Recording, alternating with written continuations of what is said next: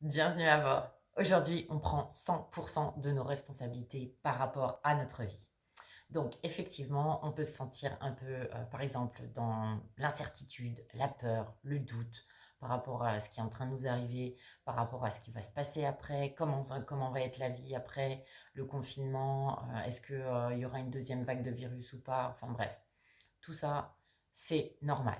Cependant, on peut prendre 100% de responsabilité par rapport à sa vie. Premièrement, en respectant les gestes barrières, en respectant la distanciation, c'est déjà prendre ses responsabilités, se protéger, protéger les autres. Voilà.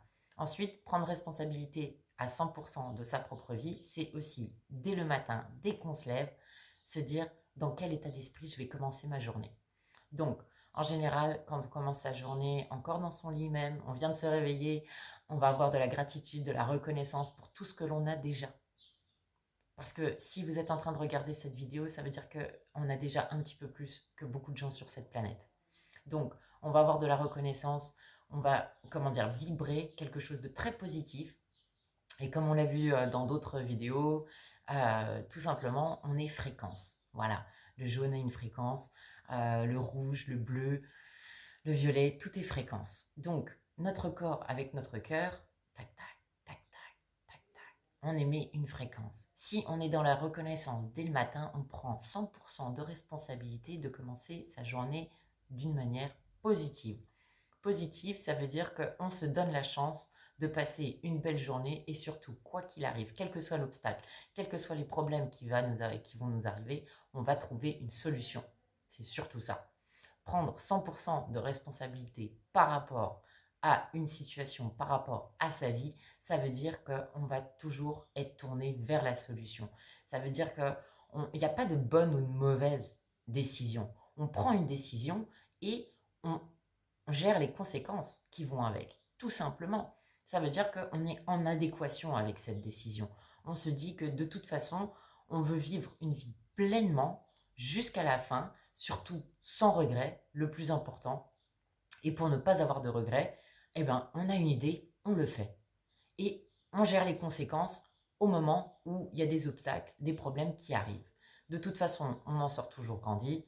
On a tous eu plus ou moins des drames qui nous sont arrivés. Si on est encore là pour en parler, bon, bah, c'est qu'on a survécu. On se sent certainement plus fort par rapport à ça. Et prendre 100% responsabilité par rapport à sa vie, c'est juste se dire, voilà, j'ai eu tel rêve, telle idée, tel projet dans ma vie, même des projets d'entreprise. Pourquoi on ne les a pas encore mis en place? Tout simplement parce qu'on avait peur, peur de l'échec, parfois peur de réussir, peur de ne pas être à la hauteur. Donc on a décidé de ne pas prendre 100% des responsabilités par rapport à ce qui était important pour nous. Si vous avez une entreprise, par exemple, même encore aujourd'hui, et que vous êtes dans le doute, vous faites face à une nouvelle crise, par exemple, et vous ne savez vraiment pas comment vous en sortir, juste le fait de prendre 100% responsabilité, de prendre vraiment la responsabilité à 100% de ce qui est en train d'arriver, c'est déjà un grand pas. Ça veut dire que vous reprenez les rênes. Ça veut dire que quelqu'un va vous envoyer un message, quelqu'un va vous appeler, ou vous allez faire le premier pas en se disant, mais oui, c'est bien sûr, j'aurais dû penser à cette personne. Cette personne va pouvoir m'aider à transformer mon projet, à m'adapter à un nouveau marché, à m'adapter à des nouveaux besoins qui sont nés dus à la crise. De toutes les manières, chaque crise a une opportunité ou plusieurs. Donc, si on est dans des idées de business, par exemple, comment on va répondre à ces nouveaux besoins? Quels sont ces nouveaux besoins? Comment je vais pouvoir aider les gens? Ok. Donc, très souvent, quand on a envie de s'aider soi-même, on va commencer par aider les autres. Tout simplement parce qu'on va avoir ce sentiment de waouh, je me sens super bien, j'ai aidé quelqu'un, je me suis senti utile. Pourquoi le bénévolat rend les gens si épanouis? Tout simplement parce que les gens se sentent utiles. Donc, si vous avez des rêves qui vous sont propres, forcément, vous allez avoir, et que vous les réalisez, vous allez avoir un impact positif sur les gens, de toutes les manières. Si votre but, c'est d'aider les gens de manière générale, est-ce que vous pouvez en vivre? Est-ce que vous êtes vraiment content de l'emploi que vous avez actuellement ou que vous aviez avant le confinement? Si ce n'est pas le cas, pourquoi vous voulez vous forcer? Ça veut dire que vous ne prenez pas 100% de responsabilité par rapport à votre vie si vous décidez d'attendre la retraite, par exemple. Pourquoi on devrait attendre la retraite pour vivre tous nos rêves? beaucoup vont attendre la retraite et très peu auront la santé ou l'énergie ou les moyens de toute façon de vraiment pouvoir vivre leur rêve. Donc, comment petit à petit, on va pouvoir mettre en place des rêves et les réaliser?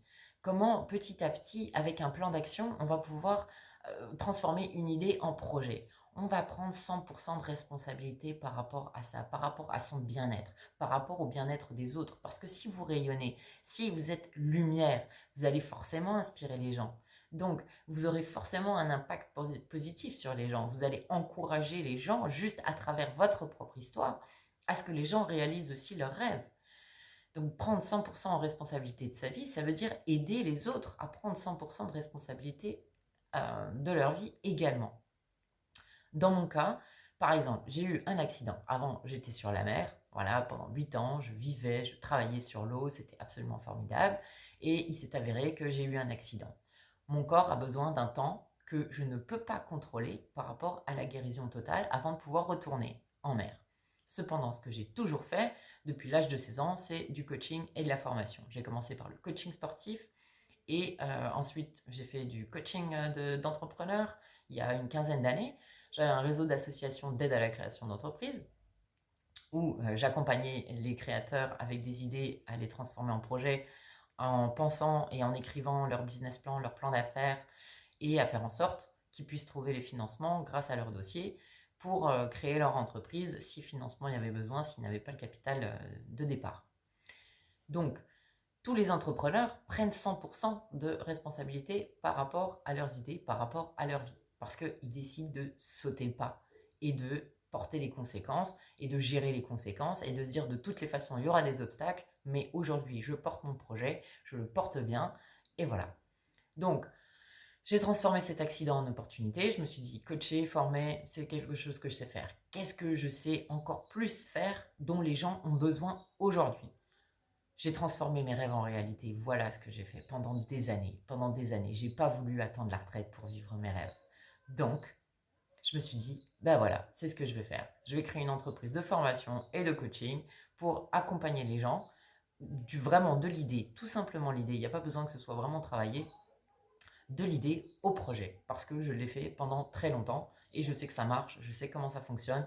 J'ai beaucoup voyagé, j'ai eu la chance d'apprendre du coup des outils, des nouveaux outils de partout du monde, de toutes les cultures. Et j'avoue que la vie en mer m'a beaucoup apporté car la navigation, que ce soit un plan de navigation ou un plan d'affaires, au final, ça se ressemble beaucoup. On va davantage travailler l'analyse des risques. C'est ça qu'il y a de formidable avec la navigation, c'est que du coup, par rapport à l'entrepreneuriat, c'est vrai que ça m'a apporté beaucoup comment dire, de clairvoyance par rapport à ce qui était important sur les idées, les projets, comment les transformer, comment les réaliser, comment faire en sorte de surmonter les obstacles, de les transformer en opportunités, de faire en sorte qu'il y ait toujours des solutions. Donc, quand on est en mer, qu'on traverse un océan, on prend 100% de responsabilité par rapport à la traversée, par rapport à la vie de manière générale.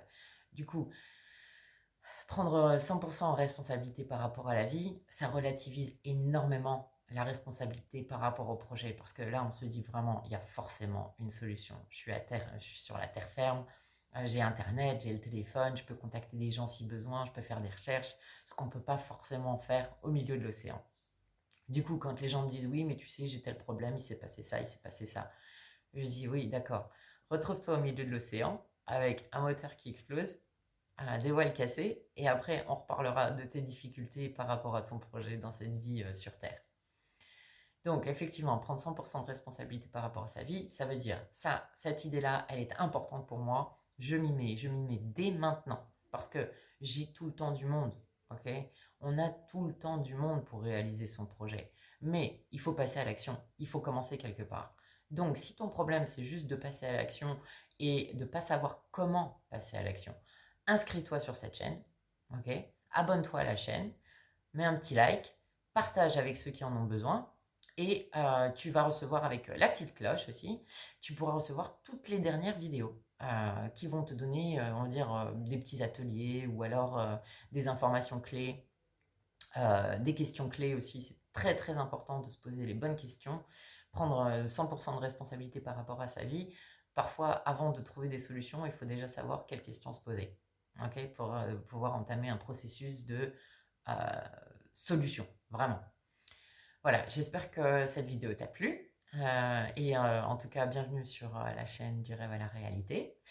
On fera ça ensemble, pas à pas. Et bah, je te dis à bientôt dans la prochaine vidéo. Salut!